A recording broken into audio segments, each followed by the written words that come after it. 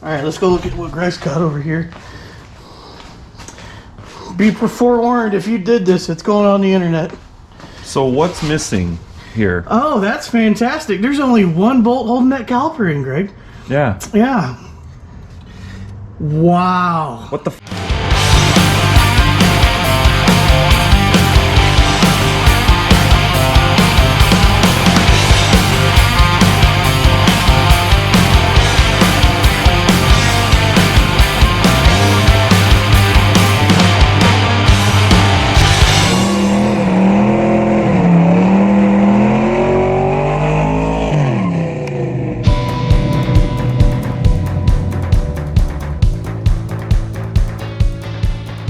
So we're getting a late start today, but we got a pretty big project on our hands.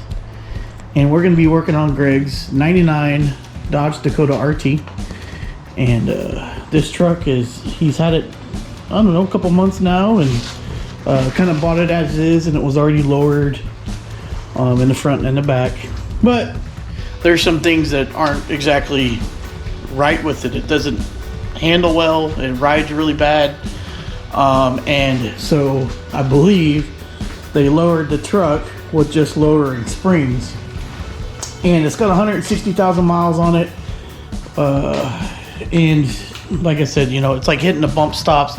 It rides rough. It's clunky, and we're going to fix all that today because we've got a lot of suspension parts, that we're going to put on it. So we're going to put, some DJM lowering, control arms. We're going to put a set of stock springs back in it, upper control arms. And then we're also going to do a brake upgrade, which I think we're going to separate out differently, because if you don't know about these Dakotas, or even kind of the 90s models of trucks, the brakes on them are terrible.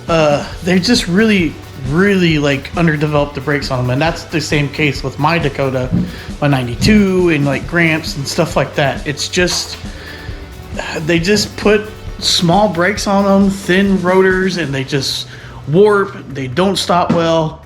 I'm concerned about my truck too, because when I trap it at like 107, which isn't that fast, it's sketchy to get it stopped. So what's cool is on 97 to 02 trucks, they have the very, small brakes that we're talking about. But you can upgrade them to a 2003 and up dual piston brake setup in the front. So we're going to probably do that as a separate video. And today we're going to focus on getting the lower control arms and stuff all cleared out. So we'll go into detail on the differences in the truck, and the difference in the parts. Like, these are going to be the new brake calipers, and they're beefy, but one thing in order to do this that you're going to need are these spindles for 2003 and up with the dual piston calipers. So this is a must. Yeah, because it's the way it mounts to the spindle is different than in the 97 for the caliper brackets, right? Yeah, so you're gonna have to those. So yeah, they mount differently.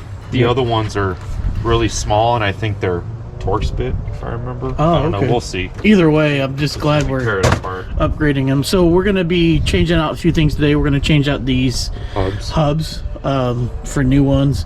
But I think, like I said, I think we're going to do all the brake stuff on a separate video. But Greg does have all of these awesome parts out here. Coil springs, upper control arms. Ooh, those are beefy. Heck yeah. Yeah. Uppers. Yeah, those are upper control arms, and then the DJMs are in the box up there. Brake lines, all the brake stuff, more brake stuff, and yeah, a bunch of suspension stuff. Oh yeah, we got tie rod ends, end links for sway bars. Pretty much the whole front end on this we're doing. So we'll go over changing out that upper and lower control arms, and getting the DJM lower control arms on with the factory coil spring, and then I'll make a separate video on the brakes. So we're gonna get the truck jacked up and get to pulling this thing apart. So we did grab these hubs from a junkyard, which is not just the hub, it's the whole spindle and backing plate. But in order to use them or change them out, I should say, in order to change them out, you do have to get a special tool, which is a 35 millimeter axle socket. And where'd you get that? O'Reilly's had it, so Probably overpaid, but probably get you one on Amazon if you need to, and see if Harbor Freight or something. I'm gonna hit it with the impact real quick and pull the hub off.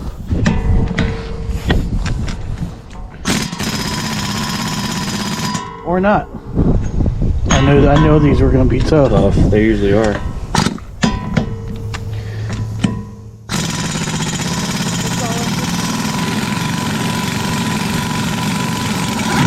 Woo! There we go.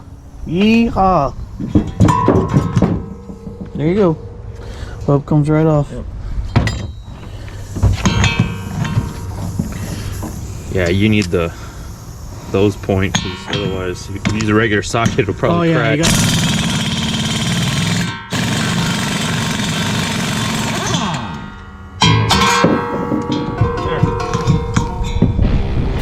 that's pretty easy. Do not reuse. It says stamped all over these things. Do not reuse. I think we could reuse it. Let's test that theory. Yeah. Have this fall off while I'm driving. Yeah, you know. All right, cool.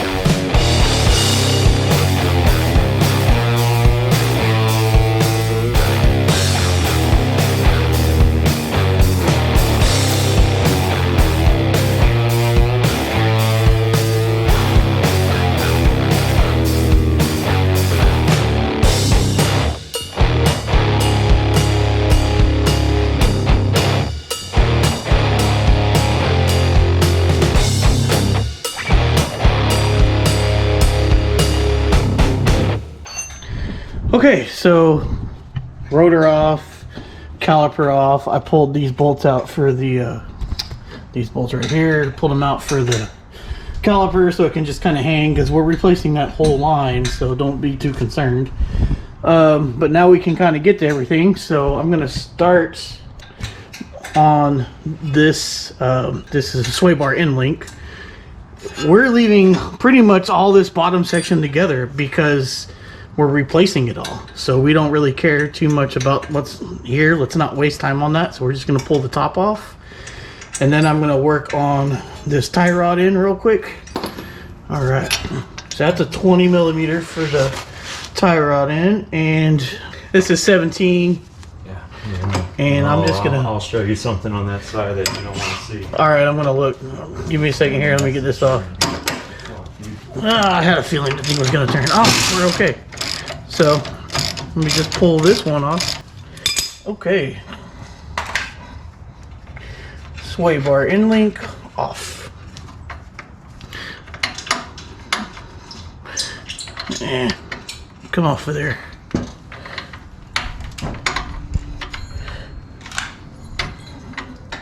Get off of there.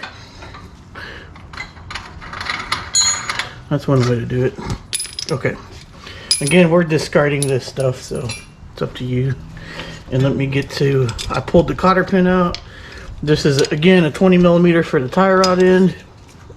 And I'm gonna move the whole thing. Oh, sorry guys.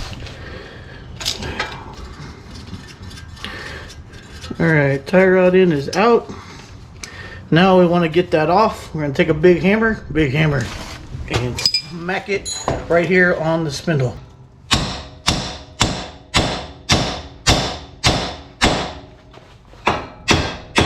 Damn. It's pretty easy, huh? Well, usually, yeah. Hang on, let me move it though. I think there's tension on it. Yeah, maybe. Yeah, that did it. Yeah. All right, let's go look at what Greg's got over here. Be forewarned, if you did this, it's going on the internet. So what's missing here? Oh, that's fantastic. There's only one bolt holding that caliper in, Greg. Yeah. Yeah. Wow. What the fuck, Benny? Bro. You gotta be kidding me. One bolt holding that whole caliper on. That's safe.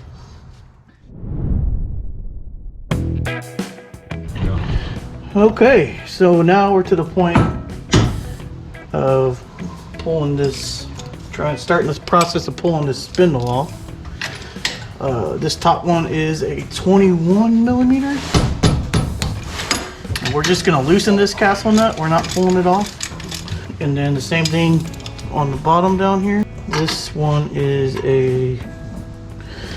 it's standard, and I don't know if that's should be or not, but it's a 15/16, but I don't know if I have the right size metric socket for it, but this fits really good. Do what? Yeah. Exactly. I don't know. It's part of the reason why I wanted to redo the whole front end. Yeah, it's kind of Jimmy rigged.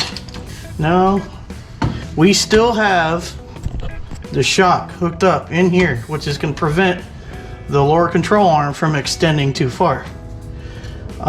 So now we're gonna hit this with a hammer and see if we can't get that upper control arm to break free, and then we'll pull the whole upper control arm assembly out, and then we'll get to working on the bomb squad stuff, which is always fun. But I think I've got a idea today that's going to keep it a little bit more simple. So what you're going to want to look for is right here, this gap in between the bolt and the control arm.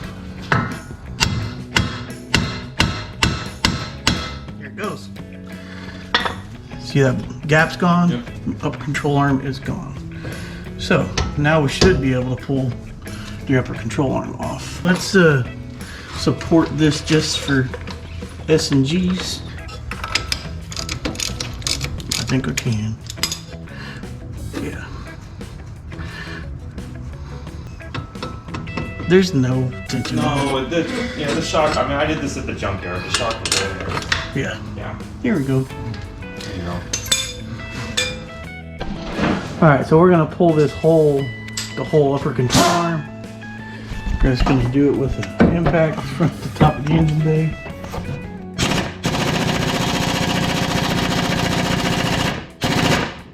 Jesus, what is going on?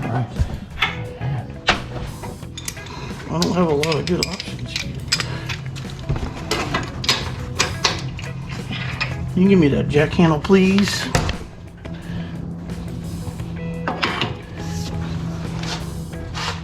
Oh no, that wasn't the impact there. That's got some mass on it. Alright. Alright, we break it loose. There's this one here that's going to be interesting. Might as well do the same thing. Yep. There you go. Just leverage. Jesus! There it goes. Yeah, that one. You might want to hit that with some PD. Yeah. Probably should have done that. Probably should've done that. Everything in the first place. Hit the other one while we're at it. So those bolts are up there. One's there. And one's back here with a socket on it, but here we go. Am I on it? Yeah.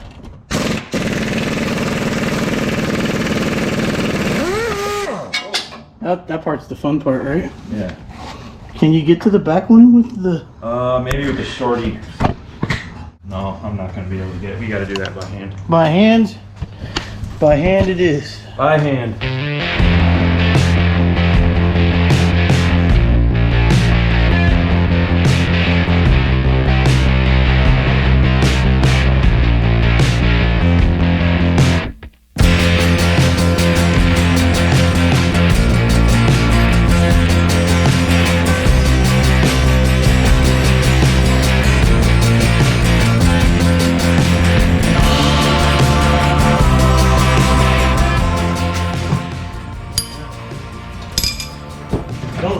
I don't think we get new bolts for these. Yeah, we'll keep them. Okay, so we're planning this out, trying to be as safe as possible with it, because this is a bit of a very dangerous job if done wrong.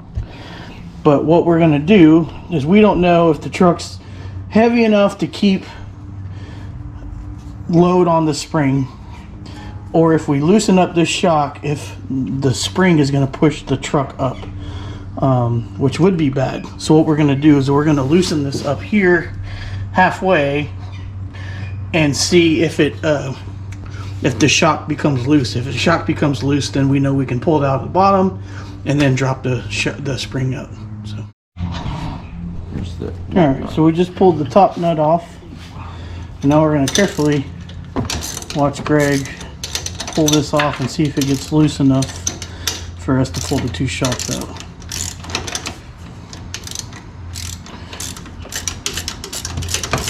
That's a good sign. Actually, it's still... No. Still got some pressure on it? Yeah, I still got some... Yeah, there it goes. Nice. Sweet. So don't pull it all the way off yet. Yep. Let's pull the bottom bolts out and put a strap around that spring. All right, I'm on the other side of the truck. If you look here, there's two pockets on the Dakota RT, and the spring is going over in the strap is going over there to the spring. This works out really well. I needed to get it a little tighter than that, so let me reposition this. All right, so we're all strapped up, just safety strapped in place. It's not real tight because you want it to move some. All right, Greg's gonna pull the two bottom shock bolts up. I'm gonna make sure there's tension on this jack. Is it going? You need a bigger one. I gotta go. Yeah, the shock's loose. All right, before you get it all the way, I'll stop for a second. I just want to see where the jack is positioned. I mean, it's too late to make changes now. Yeah, I think we're okay anyway. Cool, you're out. Sweet. Okay. I'm gonna let this down now very carefully.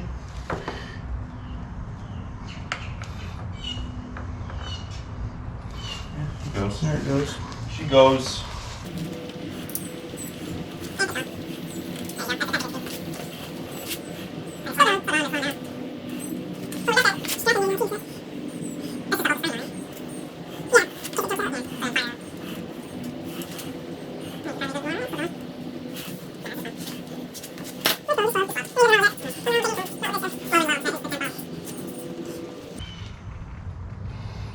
Bang.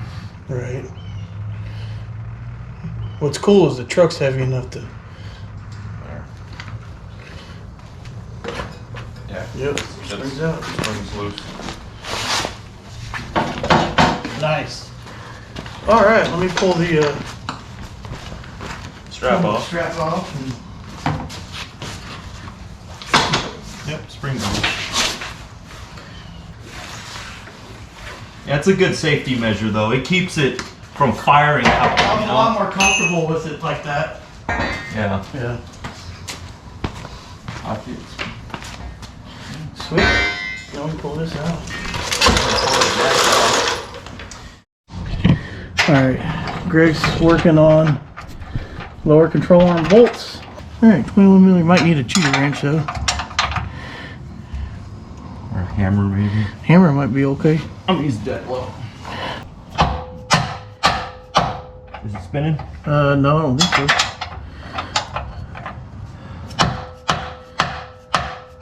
No. No, you're good. I soaked them. So. Should be able to get after it now. Look at that. That's cooking with peanut oil. If you like peanut oil. Oh, it looks like it's spinning now. Is it? The shaft is spinning. Get a, give me a, Do you got a Torx? well, there's a nut on the other side. I sure do probably have a Torx for it, but.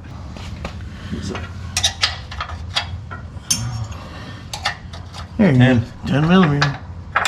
Go figure.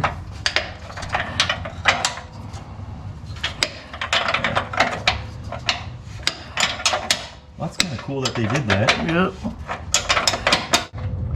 It's spinning. Can you get it by hand or no?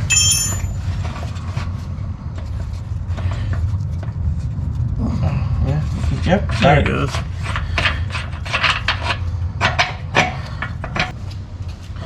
We can this bolt out. So I'm gonna have Greg, because it feels, yeah, I think I'm gonna get it out now. Oh, there we go. There we go. Good.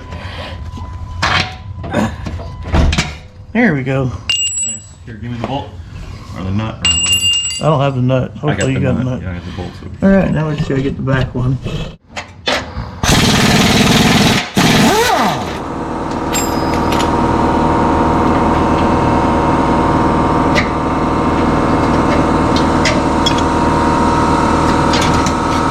There we go.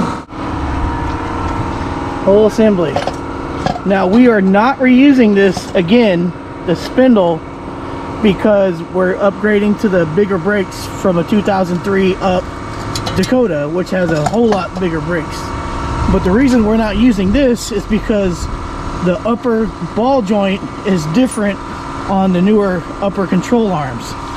Literally, that's all that different. It's a different size here than it is here. I think you could get away with buying a 2003 upper ball joint and using it on an older truck. But since they sell the entire upper control arm, we just bought the whole thing because it comes with all new bushings and stuff. But that's the only difference in those. But yeah, here we go. Remember these bad boys? Oh, check them out. So we got a set of these on our Sonoma. It's a 3-inch lowering control arm, so it moves the spring bucket down 3 inches and keeps the trajectory the same way. Man, them suckers are pretty big, dude. Beefy. I like them. Because here's the center line. Yeah, motors are offset in this truck too. Well, we are going to try to remove this air box to do this other side, which is really similar, so we're not going to show you the whole process. But it doesn't help us any because of the offset of the engine on these Dakotas. So we're just going to get a wrench in there and get after it, but unfortunately not being able to do it with the impact. But oh well, we'll get it done.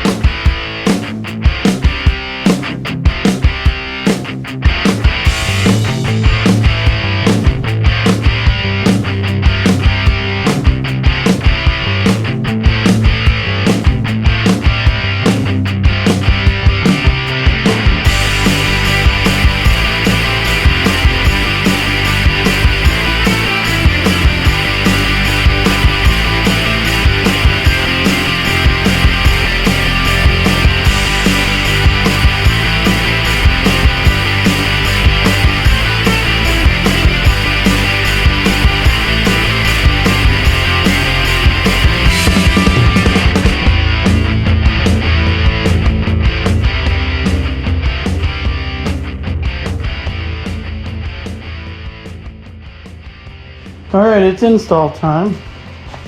These are the lower ring springs we pulled out versus the factory springs that we're putting in. And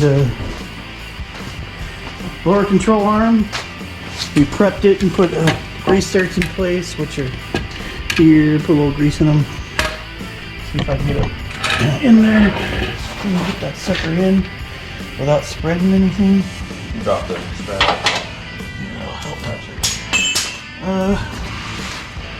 If you could put the bolts in, I'll get them on this side.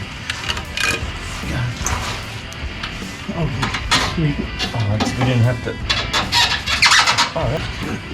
And it was a nut.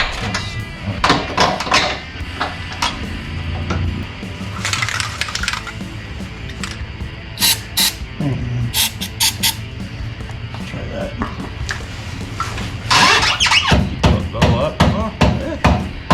Might be. Yeah. On this side. No. Sure? Yeah, the other way around. Yeah, because remember the... Was it the nut on this side? Yeah, the nut's on the... Yeah, correct. Yeah, because you can get the impact to it on the nut. Oh, that's right. Here we go. There we go. Cooking with gas or something. Sweet. Oh, that hurt. Ow.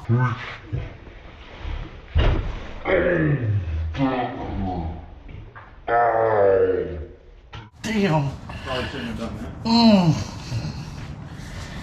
Oh, stars. Really easy. Oh my God. So, if you follow this channel for any sort of time, we've wrestled with getting coil springs up and into place on these trucks, especially the Dakota and the Sonoma, and this makes me really mad because it literally goes up in place. It's going to be not even close to a problem getting it where it needs to go. That is some, oh man. That's it, I'm selling my Dakota. Doesn't that chap your ass? It does, it chaps my Or ass. even the first gen Dakota? Look at that, dude. Like nothing. Okay, we're just about done as far as suspension goes. I'm gonna put the knuckle back on. And then the only thing that's gonna be remaining is tie rod ends and sway bar mounts, which is not too big of a deal. Just a reminder, this is a 2003 and up spindle that is got the mounting points for the correct dual piston caliper, so it's gonna be a really nice big upgrade. And DJM lower control arms, set of factory height springs. This is where we're gonna get the lowering from, and a brand new Moog upper control arm for a 2000 and up truck. And yeah, that's gonna be the combination. So let me throw this dude on.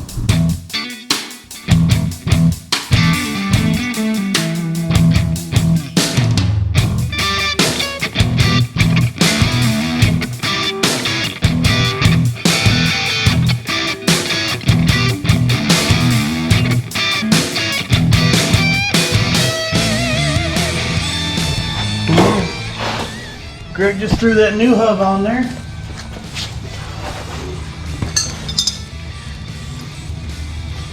Feels like a new hub. Well, that means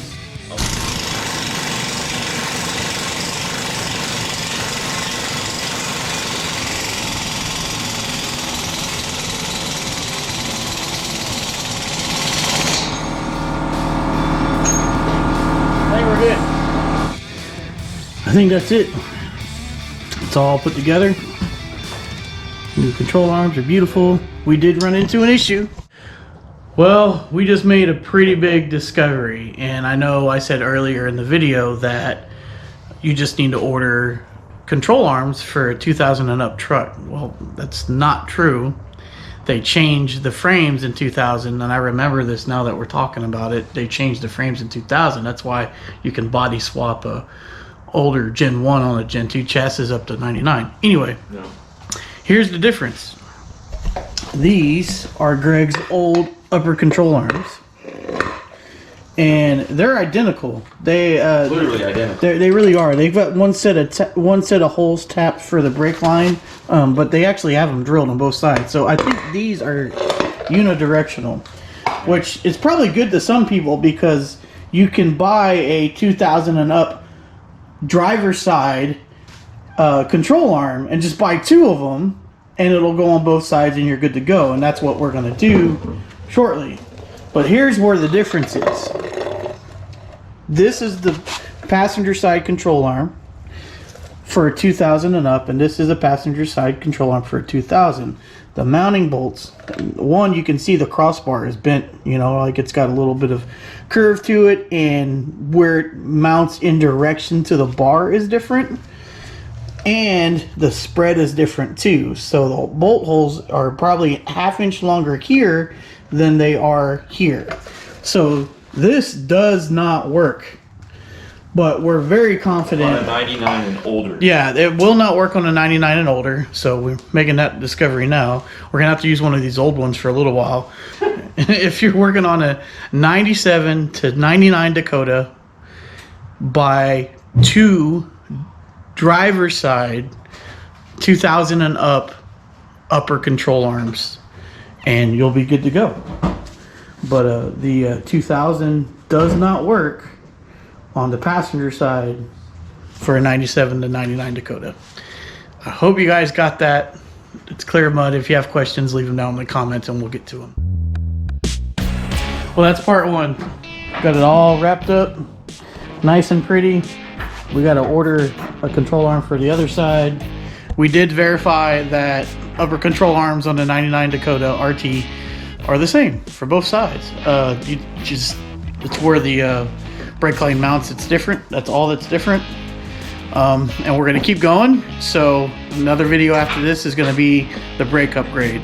And remember, we've already started that with a 2003 and up dual caliper spindle and a new hub. So got those things done. Look out for the other video here soon. I'll probably clean my face off a little bit more, and that'll be great. And Greg's gonna get all done up over here, and then we're gonna get rocking on the brakes. Here's a little preview of what those DJM suspension 3-inch lowering control arms will do.